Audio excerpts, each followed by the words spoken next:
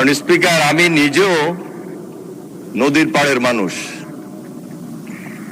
মেঘনা নদীর শুধু নদী না, নদীর সঙ্গে যে সাগর, এই সাগরের মোহনায় আমার লক্ষ্মীপুর। প্রকৃতির সঙ্গে যুদ্ধ করে আমাদের এলাকার মানুষ সেখানে বসবাস করে, টিকে আসছে। তিনটা যুদ্ধ ইদানিং কালে আমাদেরকে সবচেয়ে বেশি মোকাবেলা করতে হচ্ছে। একটা হলো মধ্যপ্রাচ্যের যুদ্ধ, আরেকটা আমরা বিগত সময়ে রাজনৈতিক যুদ্ধ মোকাবেলা করে এখানে এসেছি। সবচেয়ে কঠিন হলো প্রকৃতির সঙ্গে যুদ্ধ করা। সুতরাং এই যুদ্ধটা যে কত কঠিন, যারা নদীর পাড়ে থাকেন, নদীর পাড়ে যারা বসবাস করেন, তারাই সবচেয়ে বেশি বুঝেন এবং উপলব্ধি করেন। মাননীয় মন্ত্রী, আমিও কম বেশি ভুক্তভোগী। আমার সোমেশ্বরী এবং কংস দুটারই। ধন্যবাদ মাননীয় স্পিকার। তা আমাদের মাননীয় সংসদ সদস্য মোহাম্মদ আবুল হাসান 233 সিলেট পাস, আমি ওনাকে আন্তরিকভাবে মোবারকবাদ জানাই, ধন্যবাদ জানাই। ব্যক্তিগতভাবে ওনার সঙ্গে আমার কথা হয়েছে। উনি যে নোটিশটি এনেছেন এটি অত্যন্ত গুরুত্বপূর্ণ এবং 131 বিধিতে তিনি যে সিদ্ধান্ত প্রস্তাবটি উত্থাপন করেছেন, সিলেট জেলার জকিগঞ্জ ও কানাইঘাট উপজেলার নদী ভাঙন রোধকল্পে প্রয়োজনীয় পদক্ষেপ গ্রহণ করা হোক, এবং ওনারকে সমর্থন করে যারা ইতিমধ্যে বক্তব্য রেখেছেন, আমি সকল মাননীয় সংসদ সদস্যদেরকে আন্তরিকভাবে মোবারকবাদ জানাই এবং ধন্যবাদ জানাই। মাননীয় স্পিকার, বাংলাদেশের উত্তর পূর্বাঞ্চল সিলেট, এই বৃহত্তর সিলেটের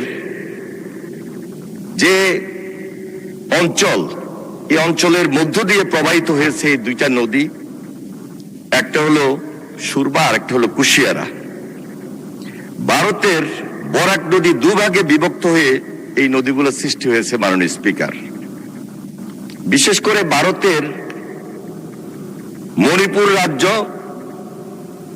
এই রাজ্যের পাহাড়ি এলাকায় উৎপন্ন হয়ে বরাক নদী মিজোরাম ও আসামের উপর দিয়ে প্রবাহিত হয়ে বাংলাদেশের সিলেট জেলার জকিগঞ্জ উপজেলার অমলসিদ্ধ নামক স্থানে বাংলাদেশে প্রবেশ করেছে।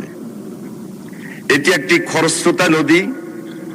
উজানে ভারতের পাহাড়ি এলাকায় স্বল্প সময়ে মাত্রাতিরিক্ত পরিমাণ বৃষ্টির কারণে 2022, 2024 এবং 2025 সর্বশেষ যে ভয়াবহ বন্যা হয়েছে। মাননীয় স্পিকার, ওই যে বলেছি যে প্রকৃতির সঙ্গে যুদ্ধ করে তাদেরকে এখনো সেখানে বসবাস করতে হচ্ছে এবং টিকে থাকতে হচ্ছে।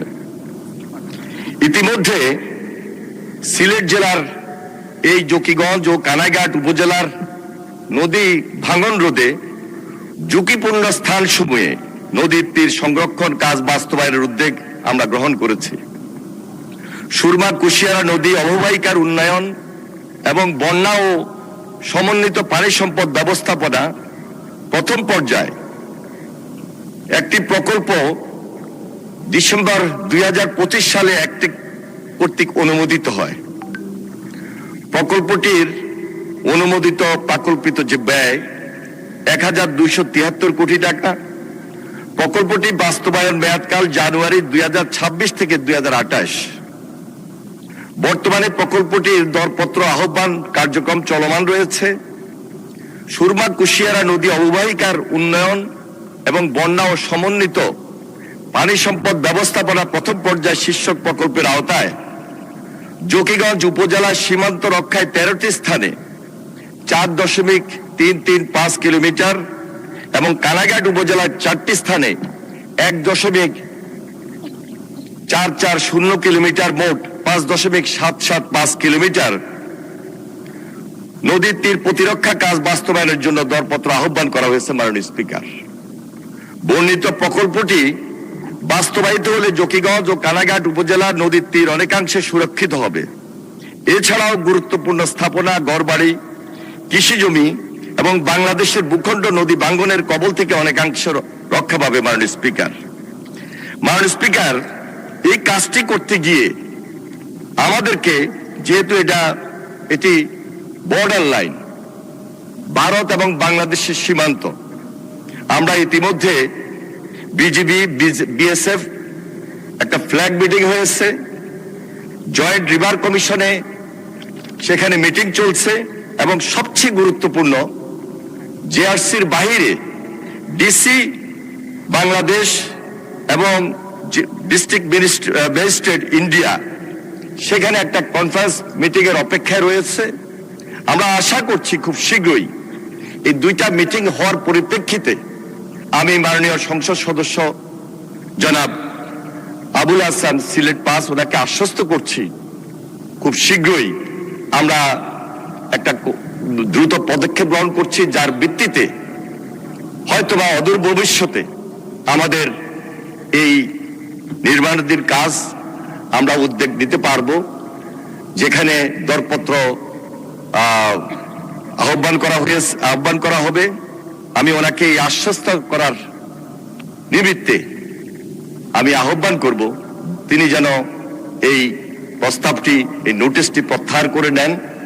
আমরা ওনার প্রতি, ওনার এলাকার প্রতি এবং যে সকল মাননীয় সংসদ সদস্য নোটিশে এনেছেন, বক্তব্য দিয়েছেন, সকলকে আমি ধন্যবাদ জানাই। সে আশ্বস্ত করার মাধ্যমে উনি এই বক্তব্যটি, এই নোটিশটি প্রত্যাহার করে নেবেন। মাননীয় স্পিকার, আপনাকে ধন্যবাদ।